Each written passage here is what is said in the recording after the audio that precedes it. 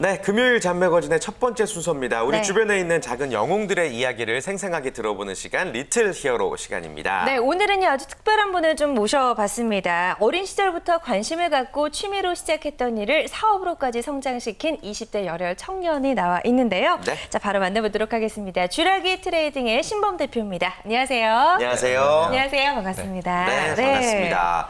자, 어떤 일을 하시는지, 쥬라기 트레이딩이 어떤 회사인지 먼저 좀 우리 시청자 여러분께 소개를 부탁드릴게요. 아, 네. 저희 쥬라기 트레이딩은요, 희귀동물을 수입 수출하고요. 예. 네. 그다음에 이런 희귀동물 가지고 체험 전시를 하는 그런 회사입니다.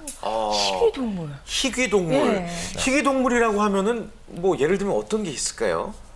보통 생각하시는 동물 중에 네. 가장 희귀한 동물들은 파충류가 주로 이구아나. 예. 네, 파충류가 주로 이루어져 있고요. 그다음 뭐 양서류, 뭐 절지류, 여러 가지 뭐 갑각류까지 네. 여러 가지 종류의 희귀동물들이 있습니다. 그래요. 네. 희귀동물 한번 키워보셨어요? 희귀동물, 저는 좀 사실 저도 약간 좀 약간 무서워가지고. 선입견이 있어서 네. 그런지. 예.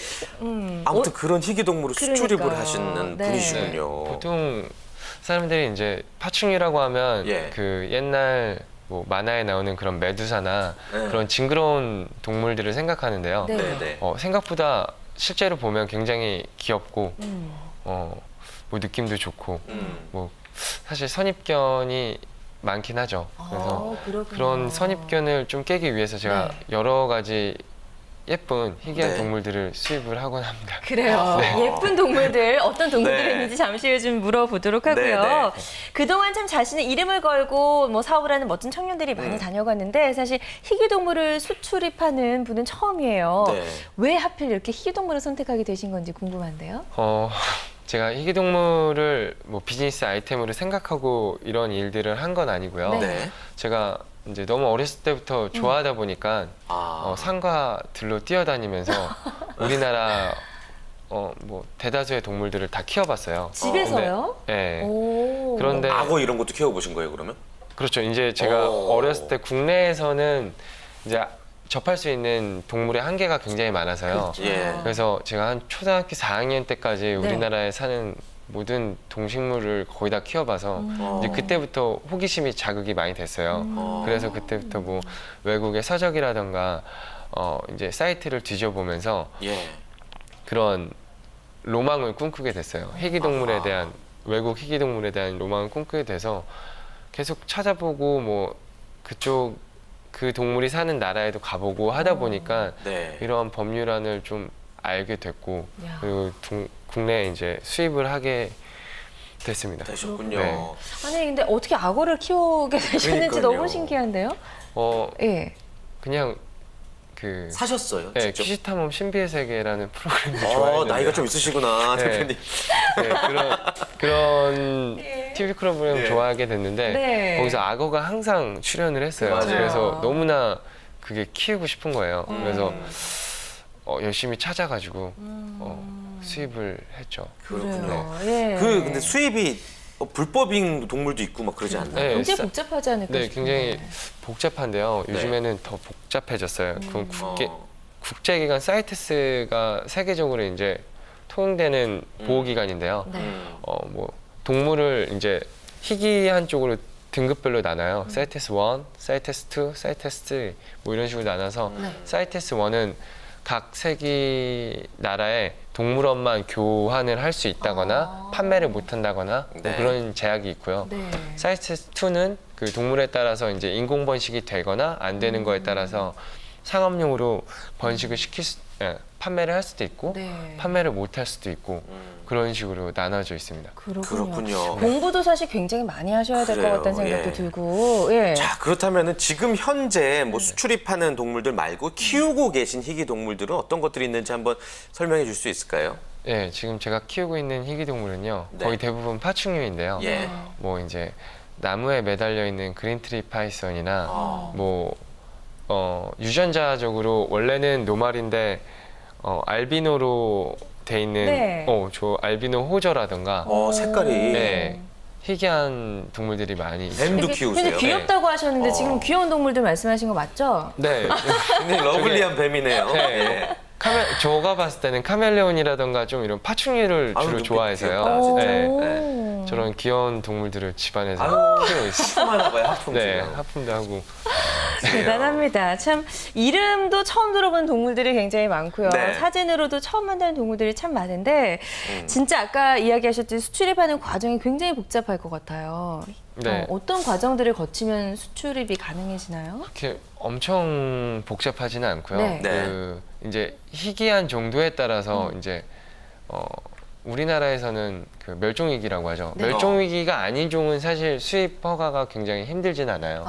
근데 이제 그런 멸종위기는 굉장히 좀 까다롭긴 한데 그 나라에서 먼저 판단을 해요. 네. 이 동물이 우리 자국에서 나가도 되는 동물인지를 먼저 컨펌을 하고요. 예. 그 다음에 그게 이제 수락이 되면 우리나라에 저한테 이제 서류를 던져주면 제가 이제 환경청에 허가를 받고 예.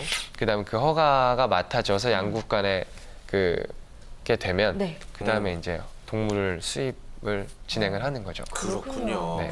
자, 아무튼 어려서부터 굉장히 좋아했던 동물들이고 또 네. 그 동물들을 통해서 자신의 직업까지 만드신 우리 신범 대표인데 맨 처음에 어떻게 해서 이 회사를 창립하게 됐는지가 궁금합니다. 네. 뭐 외국에는 이런 일들을 하는 회사들이 있죠. 네, 만나셨나요? 처음에 어떻게 외국 분들을?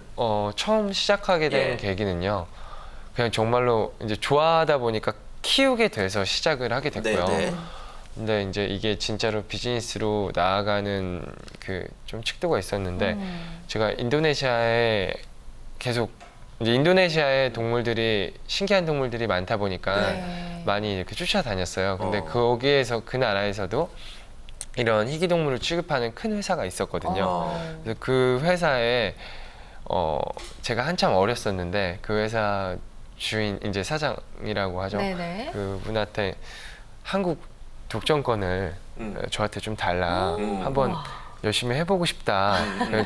아무것도 모르고 이제 말을 한 거죠. 그게 몇 살 때인가요? 그게 이제 한 20살 20살 때였으니까. 때. 네. 굉장히 당차다고 생각하셨나요? 네, 그래서 이제 귀엽게 봤는지 좋게 봤는지 네. 이제 그렇게 수락을 해서 오. 제가 여러 희귀한 동물들을 네. 빠르게 국내에 갖고 올 수 있었던 계기가 됐던 것 같아요. 대단하네요. 네, 예. 그런 일들을 하면서 이제 제가 겸해서 우리나라에서는 사실 그 성숙도가 굉장히 미비해서요.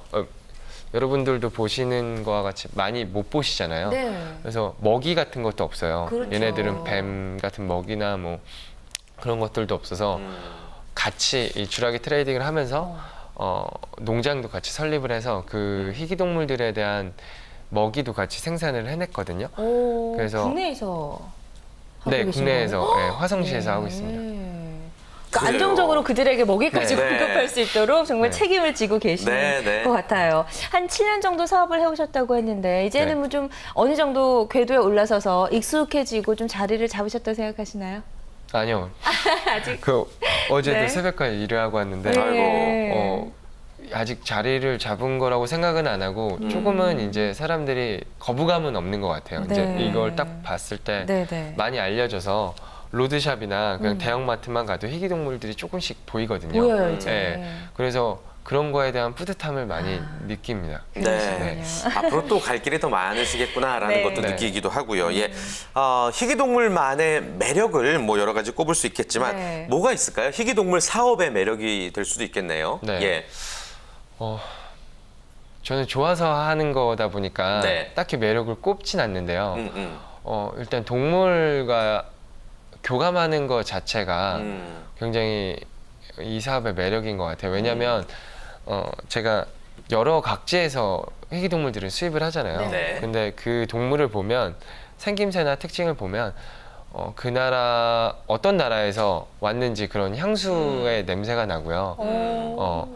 얘가 어떻게 커왔는지 어떤 네. 환경에서 자랐는지 같은 그런 것들을 많이 느낄 수 있어서 굉장히 재밌는 것 같아요. 저기 VCR 보시면 뭐 토마토 프로 저 뭐예요? 네, 개구리인데요. 개구리. 네. 어, 저렇게 주황색 빛이 나잖아요. 그러네요. 네.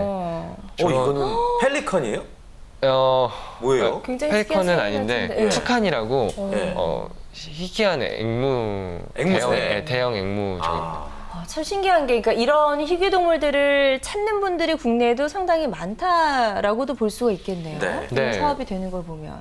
그렇죠. 이제 매니아층들이 네. 점점 두꺼워져서 지금은 한 5만 명에서 10만 명 정도 통계를 잡더라고요. 그래요. 그래서 매니아층이 그 정도 늘어나고 있고 이제 유통이 되다 보니까 그런 저같이 관심 있었던 아이들도 네. 많이 이렇게 접할 수 있는 것 같아요. 네, 그래서, 네, 네. 알겠습니다. 그래요. 그러면은 이렇게 사업을 하면서 분명히 이제 힘들었던, 포기하고 싶었던 순간들도 있었을 것 네. 같습니다. 그 질문으로 좀 넘어가 볼게요. 힘들었던 순간. 네. 힘들었던 순간은 사실 솔직히 말씀드리면 힘들었던 순간이 없었어요. 왜냐하면 그냥 하루하루 항상 힘들긴 했는데 네, 하고 나면 또 뿌듯하고 전직이라서 그래요. 네, 너무 네. 바쁘게 이제 지나와서 제가 힘들었었던 적을 기억해내라고 하면 없었던 것 같습니다. 아, 그치. 좋습니다. 네. 예. 저희도 뭐 방송 활동 오래 하고 있지만 정말 단 하루도 힘들었던 적이 없었을 만큼 하빈 씨 오늘 시작하면서 굉장히 피곤하다고. 예. 아무튼 뭐 예. 자신의 적성에 맞는 직업을 우리 대표님이 잘 선택하셨구나 이런 생각이 들고 네, 또 어찌됐건 맞습니다. 그동안 작은 뭐 위기의 순간들은 분명히 예. 있었을 텐데 그때마다 어떤 나의 멘토, 나의 힘이 돼줬던 사람 꼽자면은 누가 있을까요?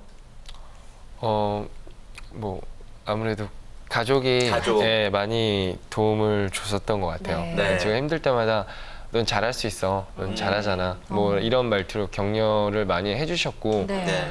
그래서 잘할 거라고 계속 이렇게 해주시니까 정말 잘해왔던 것 같아요. 그랬으면 좀 많이 힘들었을 텐데. 그래요. 그렇군요. 아 근데 처음에 이렇게 희귀동물을 수입 수출하는 사업을 하겠다라고 말씀했을 때 네. 아버지나 주변의 가족이나 지인들의 반응도 어땠는지 좀 궁금해요. 예. 제가 희귀동물을 수입 수출을 한다고 했을 때 반응은 그냥 역시 그거 하는구나 네, 이런 반응이었어요. 원래 원래부터 너는 그걸 할 줄 알고 알았어라고 있었구나. 좀 생각들을 그냥 하셨나 봐요. 초등학교 선생님을 네. 며칠 전에 그 SNS에서 우연찮게 예. 만났는데 네. 초등학교 1학년 담임 선생님이었어요. 생각이 가물가물해요. 네. 근데 페이스북에서 어떻게 이렇게 만났는데 네. 넌 역시 그런 거 할 줄 알았어 라고 그때부터. 바로 그러니까 제가 자연 시간 저도 생각이 나는데 자연 시간에 자연부장을 했었어요. 자연부장. 네, 예. 자연부장을 했었는데 네. 선생님이 교과서에 나오는 모든 생물들을 제가 다 채집해 오니까 선생님 상당히 편하셨겠네요. 상당히 좋아하셨었어요. 그래요? 그런 기억이 나요. 네. 그렇군요. 지금 여러분들 방송 보시면서 느끼셔야 되는 게 어려서부터 나의 진로를 뭐 정하기 위해서 여러 가지 노력을 기울인다기보다 네. 내가 과연 관심 있는 것이 무엇인가 그리고 그게 나의 진로로 어떻게 만들어 나가는지에 대한 과정을 우리 신범 대표를 통해서 좀 느끼셨으면 좋겠습니다. 맞아요. 자, 네. 그러나 어찌됐건 이게 직업이고 또 사업이기 때문에 돈을 많이 버셔야 되는 거잖아요. 당연히 이윤 창출이 목적인데 신 대표님만의 어떤 사업 철학 있다 그러면 어떤 게 있을까요? 제가 그렇게 거창하게는 사실 철학까지는 네. 없는데요. 제가 처음에 초심은 이러한 어쩔 수 없이 이렇게 많은 동물들이 들어오다 보니까 네. 어쩔 수 없는 폐사들이 있어요.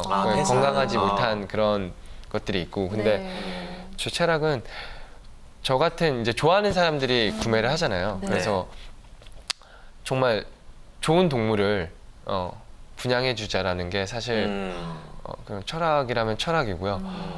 사실 요즘에는 이제 물 건너 오면 보이거든요. 어느 정도 건강 상태나 이런 이 아이가 어떤 질병을 앓고 있고 이런 것들이 보여요. 박사가 다 되셨네요. 많이 보다 보니까 보일 수밖에 없는 것 그쵸. 같아요. 그래서 그런 것들은 제가 의사는 아니지만 수의사는 아니지만 치료할 수 있는 노하우를 어느 정도 가지고 있어서 치료하고 보낸다거나 네. 아니면 건강한 아이들만 뽑아서 보낸다거나 그런 것들은 꼭 지키려고 합니다. 그래요. 네. 그래서 아마 이제 믿고 거래하는 그쵸. 거래처들도 많아지셨을 거란 생각이 듭니다. 고객 만족. 예, 요즘 뭐 워낙에 취업하기가 힘들다 보니까 네. 20, 30대 청년들이 창직을 하거나 창업을 하는 경우가 상당히 많은데 사실 사전에 철저하게 준비하는 게 무엇보다 중요하잖아요. 네. 사업의 선배로서 어떤 조언들을 좀 해주고 싶으신가요? 저는 제가 자본금이 없이 시작했다 보니까 처음에 어느 정도 소액의 자본금이 있었는데 네. 많은 자본금을 가지고 시작하지 못했어요. 그래서 굉장히 사업 이런 확장도 좀 늦어지기도 했고 좀 연차에 비해서 좀 더뎠던 것 같긴 해요.